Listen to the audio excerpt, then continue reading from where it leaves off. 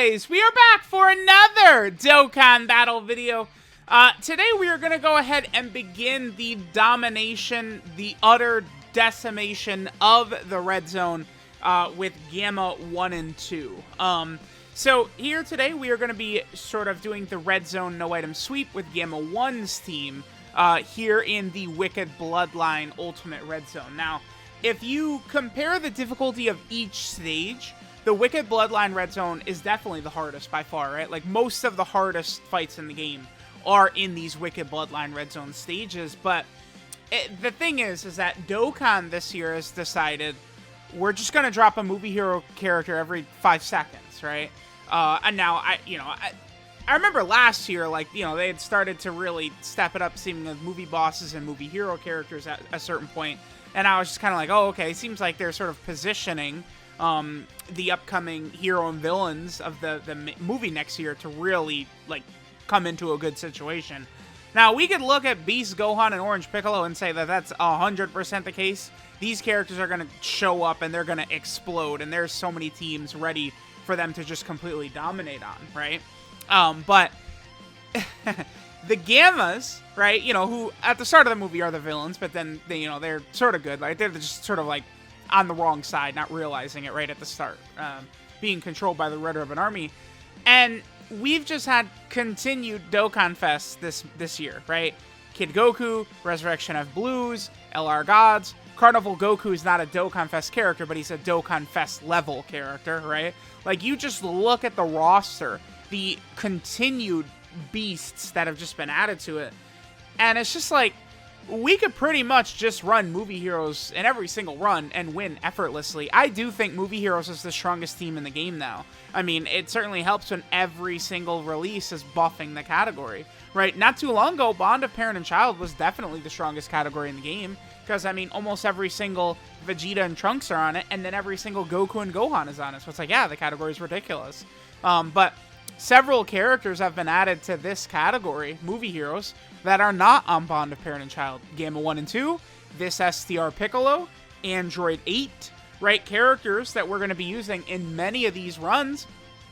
They completely dominate, right?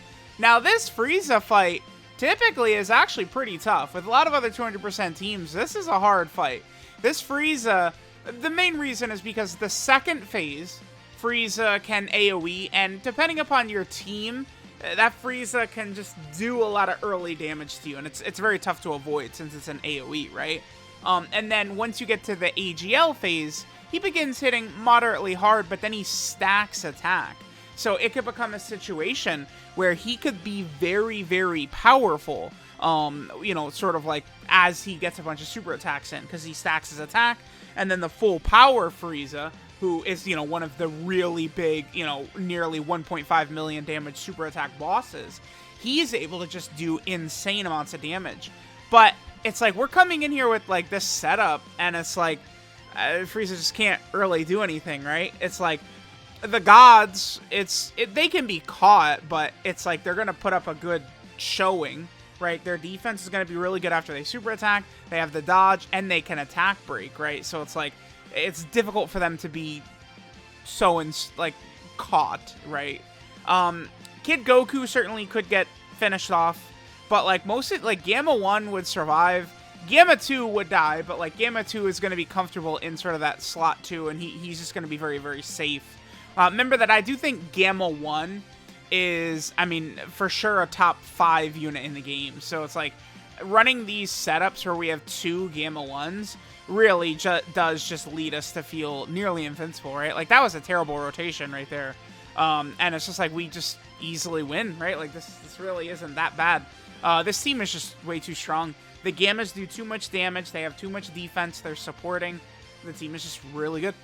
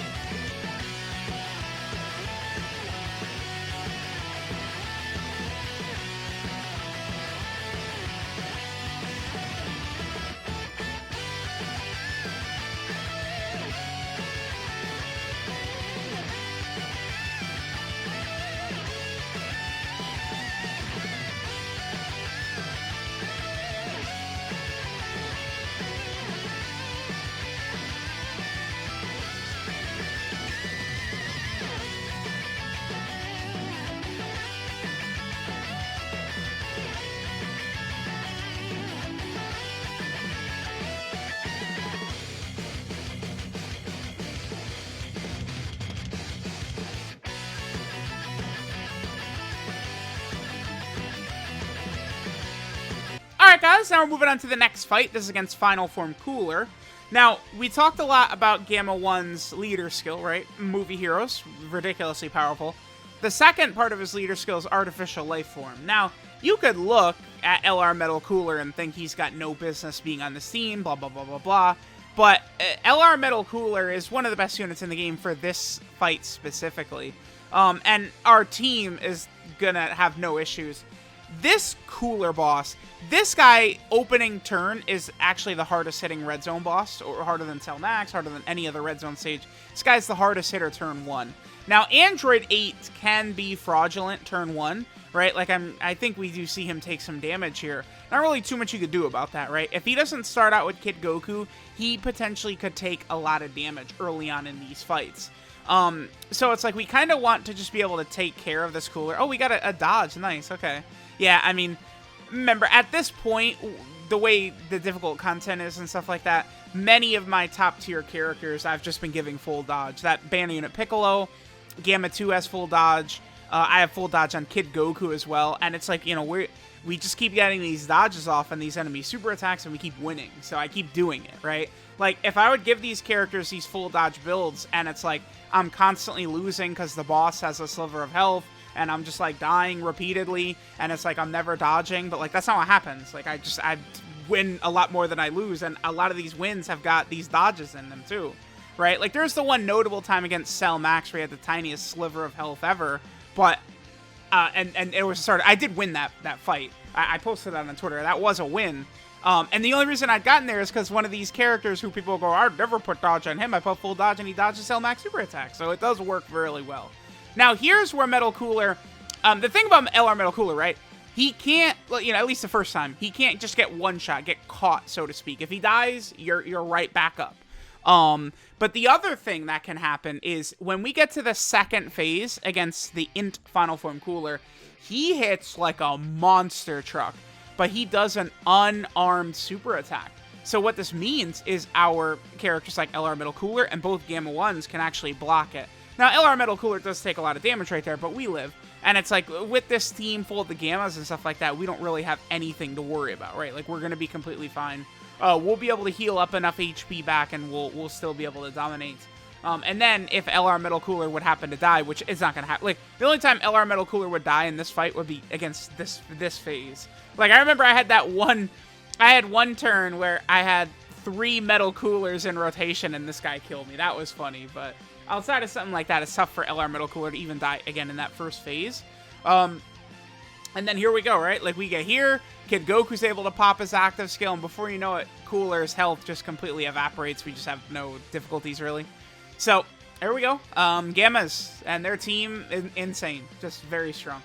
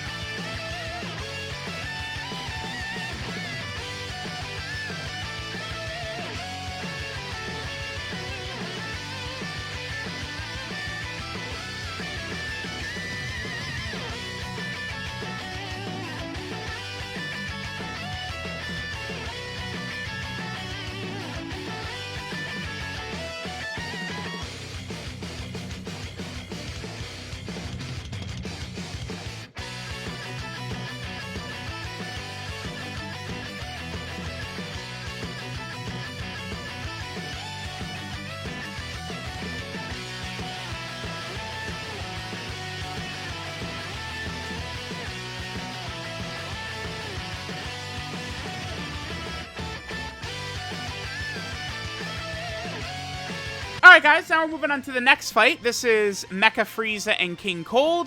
There's not really much to talk about here. This is the easiest fight in the Wicked Bloodline Red Zone by far. I think many fights, such as Baby, Super 17, Rildo, maybe even the cooler fight from the movie Red Zone, all tougher than this. This first round, only the AGL Frieza Soldier can even super attack. The other two can't super. And the AGL Frieza Soldier, he's pathetic in terms of his damage. Then we get to Mecha Frieza and King Cold. And both of them, their super attack damage is only in the 700,000 range, which is pitiful, right? Full Power Frieza and Final Form Cooler both have more than double the super attack damage, essentially, of what Mecha Frieza and King Cold have right here. The only thing that can be a nuisance is that every single turn, King Cold will seal at least one of your characters. On rare occasions, he could seal 2 characters, which can cause this fight to drag on, because it's like, these bosses cannot kill us. A team like this, they're not killing. Right, like Mecha Frieza and King Cold, they cannot catch any of these characters. It's not gonna happen, right? So it's like the fight will just drag on sometimes if like they're just sealing the entire team, right? Can be a bit of a pain, but there we go. That's it. You jump in here, you focus fire on King Cold, get him out as fast as possible since he seals. Once King Cold is dead, you coast. This fight is very easy.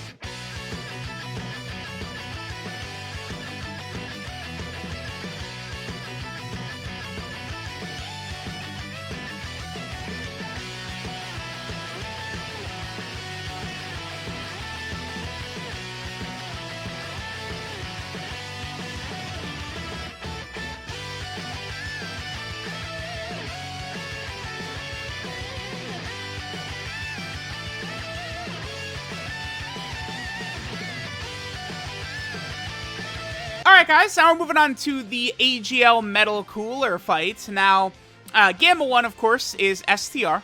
So this is going to be one of the more troublesome fights for him, potentially. Remember that with Gamma 1, we do need him to get hit, right? I believe 5 hits, and then Gamma 1 will fully build up. Attack, defense, right? And he's just much better defensively after that. So against Metal Cooler, if Gamma 1 is fully built up, he could survive a Metal Cooler super attack, even though he's type disadvantage. It could hit very hard. Probably we wouldn't have Gamma 1's guard up when we get to Metal Cooler sometimes, but I believe here we do, because we get to Metal Cooler, and it's on turn 3, we're fighting Metal Cooler, right? But the thing about this fight specifically, and, you know, we could talk about Gamma 1 and Gamma 2, we could get away with at least trying to put Gamma 2 in slot 1, right? Because normal attack, Gamma 2 fully built up, his defense is high enough that normals from Metal Cooler, even in slot 1, aren't going to do damage to him. If Metal Cooler supers Gamma 2 before Gamma 2 attacks, and it connects, we die, but Gamma 2 does have a 50% chance of nullifying Ki Blast super attacks. So we always could be safe. We could run Gamma 2 in slot 1, and we could run Gamma 1 in slot 2. Right, because remember, Gamma 1 is getting defense on super attack. A lot of turns, he's rocking 600k defense, right? So he just gets massive amounts of defense when he does that super attack, which can sort of help him, you know, in taking damage from Metal Cooler super attack. But overall, this just really isn't that tough of a fight. Many of the strongest movie hero characters are actually tech, right? The LR Gods and Carnival LR Goku. So they're able to just output massive amounts of damage on this Metal Cooler ridiculously fast. So we should be A-okay, right? And remember, Gamma 1 should be pretty safe against Metal Cooler with his guard up, even if he's not built up. Well, maybe he'd need to build up a little bit, because it's like, remember, this Metal Cooler does, I believe it's like 1.29 million damage or something like that, is how much this Metal Cooler does. He does hit very hard, right? He hits harder than Broly. This is like kind of like the hardest hitting AGL boss in the game right here is this guy, but you know, if he's going to do something like Super God Goku, we're completely good. But we're just able to blitz him, right? Hilarious that we got to Metal Cooler before the gods could even transform, right? But we're still able to toast out this Metal Cooler pretty easily. I don't think this fight was really too bad, right? Gamma 1 and movie heroes just too strong.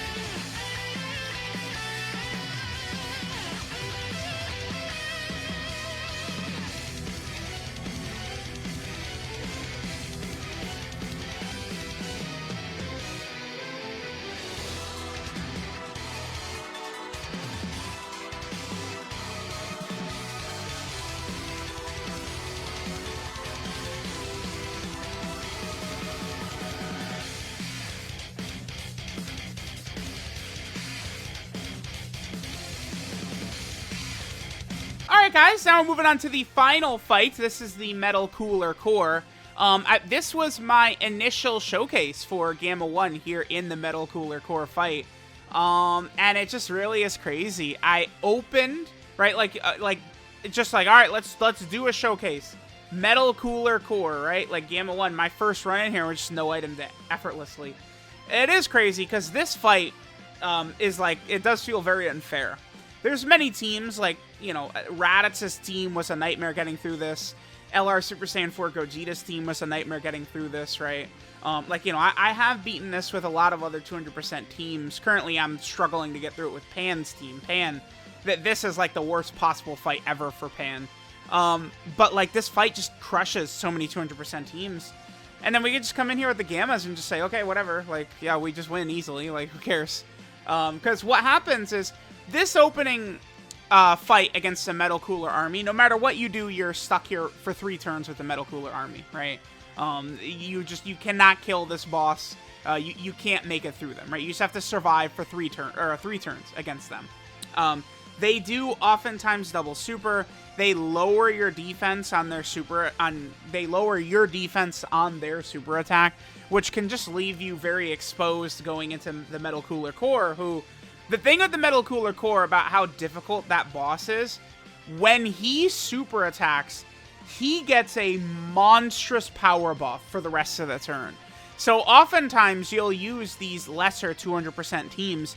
If he super attacks in slot 1, even if like you have like God Goku eat it or something like that, you're typically probably like going to die because lesser characters just can't even tank it, right? Like his normals. He just, like Pan is usually eating, like, 250k from the Metal Cooler Core after he super attacks. It gets just very devastating in here, right? It could be very, very difficult, very troublesome to sort of make it through the Metal Cooler Core, which is how much damage he does. But guess what? Gamma 1, Tech God Goku, Carnival Goku. We've got a number of characters who could actually eat the super attack and then live. And then, you know, characters like the LR Gods, you know, they should be okay. The only thing that is really bad, though, is that the Metal Cooler Core can randomly seal one character every turn. If he seals, like, important characters like the Gods, really any given run in this fight, I guess, can be brought to an end, right? Like, again, the Gods are really good. LR Super Saiyan 4 Gogeta is really good. But if they get sealed, you know, they can get completely destroyed.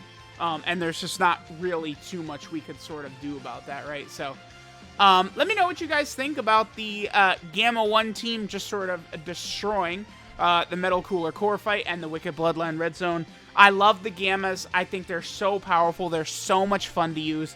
It does feel, you know, struggling through this. Again, Raditz's team, this fight is a nightmare. Pan's team, this fight is a nightmare. LR Super Saiyan 4 Gogeta's team, this fight is a nightmare. It feels good to just come in here and just shit stomp it with Gamma 1, because he's just that powerful, right? We'll also do runs with Gamma 2's team as well. Remember that their teams are different. Gamma 1 leads Artificial Lifeform and Movie Heroes, and then Gamma 2 leads Movie Heroes, Androids, and Special Pose, right? So, let me know what you guys think. Thanks for watching, and I'll catch you all next time.